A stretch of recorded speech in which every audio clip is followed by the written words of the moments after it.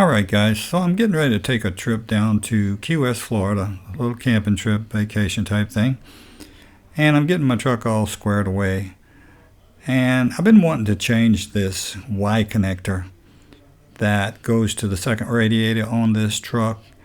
That Y connector cracking is a pretty common problem on these 2013, 14s, and 15s, I believe. At some point they changed over to the single radiator and this is no longer an issue. Now this is the first truck that I've ever owned that had two radiators. And so the goal of this video was actually just to show you a very simple thing, which was how much fluid does it take to change this hose.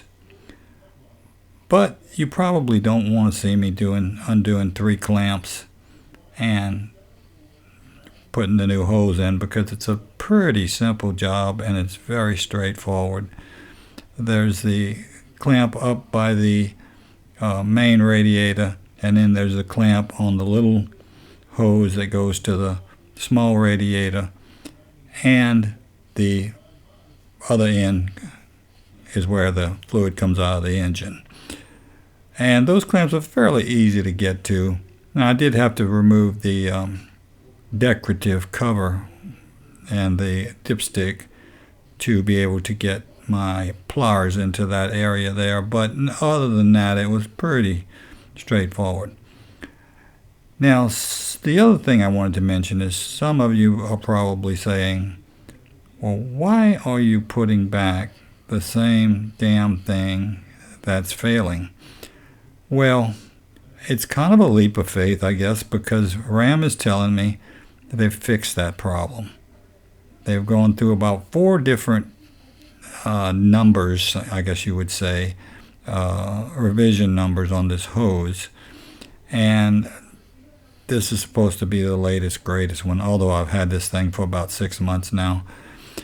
So I like to try to keep everything OEM as possible. I'm not obsessed with it, but I do try to keep everything in the original shape until the day I finally say the hell with it and go through a bunch of major changes. But for right now, I'm going to go back with the same thing.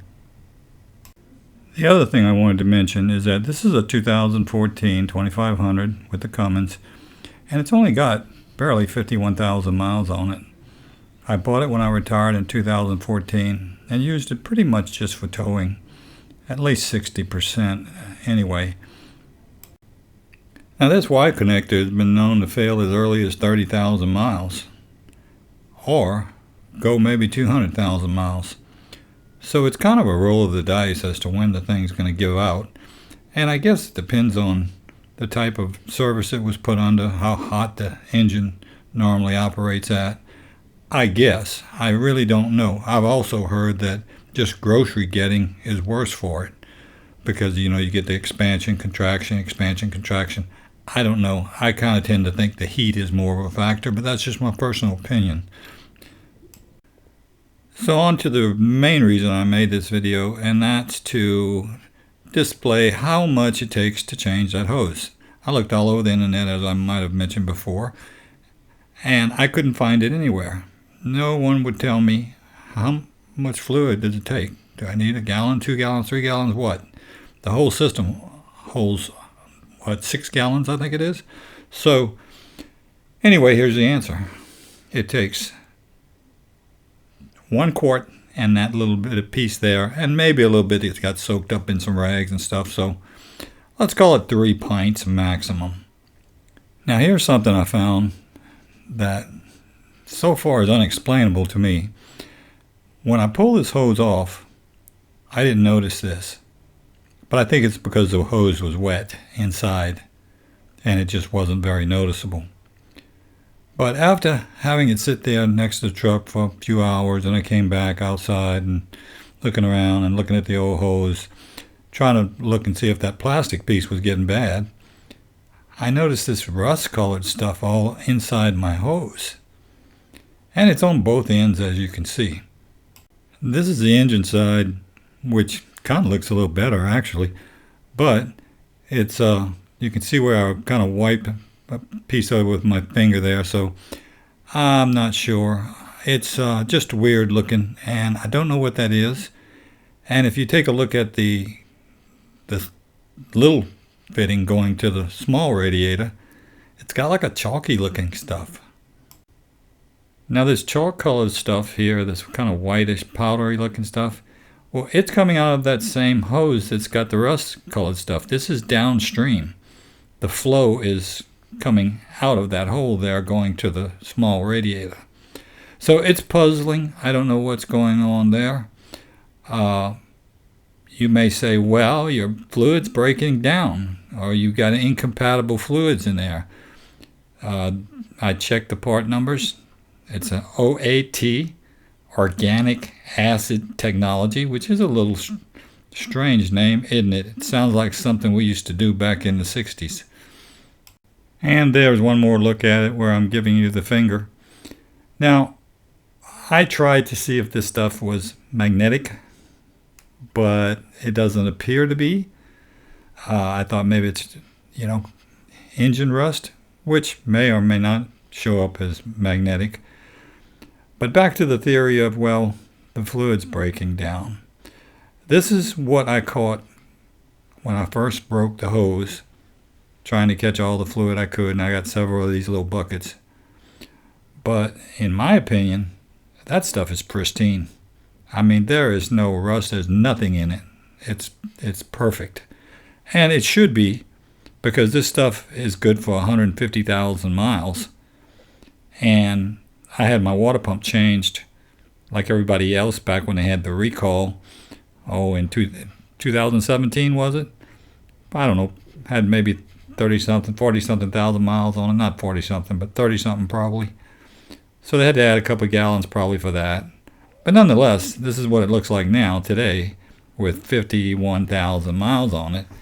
And you really can't find any fault with that fluid there. So the deposits are apparently just that, deposits. And upon further Googling, I found that this seems to be pretty common. Not in the Ram trucks. I didn't specifically find this in the Ram trucks, but I saw on some BMW forums and, I don't know, Volkswagen, whatever, other people had this complaint with just a few relatively, no miles on a car to speak of, 30,000, maybe something like that. And they were finding stuff like this. Now, others were finding actual contaminated fluid. I didn't find contaminated fluid. As you can see right there, that stuff is not contaminated. So I'm open for suggestions on this. Am I worried about it? No, not really. Not as long as this fluid looks like this. So I've changed a lot of radiator hoses and a lot of fluid over the years, but I really never gave it a second thought. You pull a hose off, you chunk it, throw it away, whatever you're going to do with it. And when the hose is wet with antifreeze, you really can't see that bright color like you can there. It just looks like the outside of the hose until it dries. So one theory would be that it's just the original rust from the inside of a new engine that maybe has been sitting around for a little while before it actually gets put together and that sort of thing. And that makes sense. Also, you would think that if this stuff was floating around in the fluid, it would eat up a water pump seal pretty quick.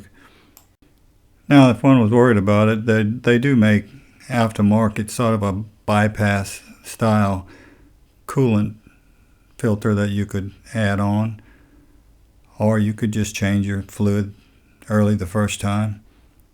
Personally, that fluid looks so clean and clear on my truck that I'm not too concerned about it. One last thought on this. I got to wondering, well, is it something to do with maybe this new OAT fluid, or something like that, maybe a glycol based or non-glycol based or whatever. And I got to looking around in my shop and I found an old hose that I had taken off of something. I don't know what truck or what it came off of, but it was one of my previous trucks. And it's a smaller hose. Looks like maybe possibly a heater hose or something. I'm not real sure. But nonetheless, you can see the inside is exactly the same as this truck here is.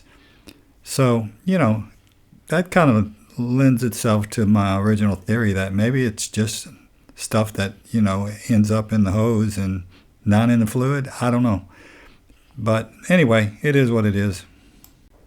So this is the stuff I use: some distilled water and some concentrate. And I went back and looked at the part number on this just to verify that I hadn't mixed some oats or hoats or other type of antifreeze, or not me, but the person that did the change out. Fortunately, he gave me that gallon of concentrate. Well, it had been open. There was just a little bit left in it. And so the mechanic gave it to me, and which was really nice. And because it did take a little bit after the engine heated up some more to get the air out. Anyway, this is what the manual calls for. And I checked the part numbers on it, and it is exactly that. So, and yeah, look, it takes 22 quarts plus 23. So, yeah, there's a lot of fluid in there. But anyway, that's going to do it, guys. I just wanted to throw this at you. Hadn't fooled much with this OAT antifreeze, to be honest. I think it's probably the Dexcool equivalent or whatever, but nonetheless, I believe it still has ethylene glycol in it. Although some of these new EPA antifreezes don't. I'm not sure about this one. But anyway, as I said, food for thought. I appreciate you guys watching my video. And until next time, adios.